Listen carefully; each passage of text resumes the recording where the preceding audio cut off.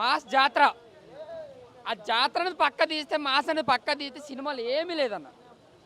ఇలాంటి సినిమాలు మరి అంటే 100 మంది డైరెక్టర్లు ఇంట్రొడ్యూస్ చేయాలని ఏమైనా కోరిక పెట్టుకున్నాడు ఏంటో కానీ సినిమా అయితే ఏం బాగాలేదు. ఒక్క 2-3 మాస్ ఇంటర్వెల్ తర్వాత ఫైటు, ఒక 2-3 మాస్ సీన్స్ తప్పితే సినిమాలు ఏమీ లేదన్న.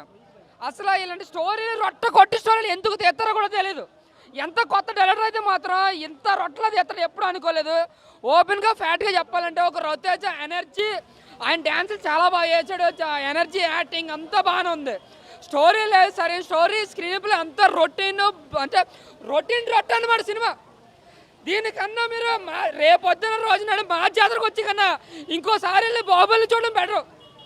అసలు సినిమా అయితే ఏమీ లేదన్న. మీకు ఫస్ట్ హాఫ్ కానీ సెకండ్ హాఫ్ కానీ ఏదో అంటే క్లైమాక్స్ ఏదో ఫైట్ పెట్టాడు అంతే.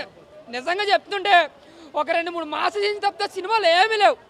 నిజంగా నాగవంశీ గారు ప్రెస్ మీట్లో కావచ్చు, ఇంటర్వ్యూలో కావచ్చు, ఇలాంటి సినిమాల కోసం ఎక్కువ మాట్లాడకూడదు.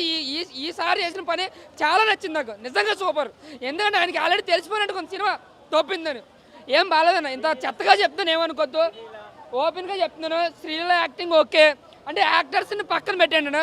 యాక్టర్స్ అయితే చాలా బాగా యాక్ట్ చేశారు. నవీన్ చంద్ర విలన్ రోల్లో తీశాడు. ఇంకా డ్యాన్సులు, యాక్టింగ్, రవితేజ కూడా చాలా, అంటే ఆయన ఎనర్జీకి మనం మాట్లాడినంత ఏజ్ కాదు, తీశాడు. కానీ ఎటు వచ్చే సినిమా ఫుల్ మైనస్ అన్న, ఏమీ లేవు. నిజంగా చెప్తాను, రేపు పొద్దున్న రోజున ఈ సినిమాకి ఒక్కడొక్క టికెట్లు బుక్ చేసుకోడు. ఓపెన్ ఫ్యాట్ అనమాట దీనికి.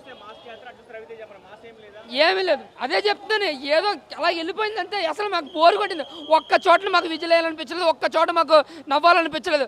వేస్ట్ కామెడీ, వేస్ట్ మాసం, వేస్ట్ స్టోరీ, టోటల్గా అట్టర్ ఫ్లాప్ సినిమా, బొక్కల సినిమా.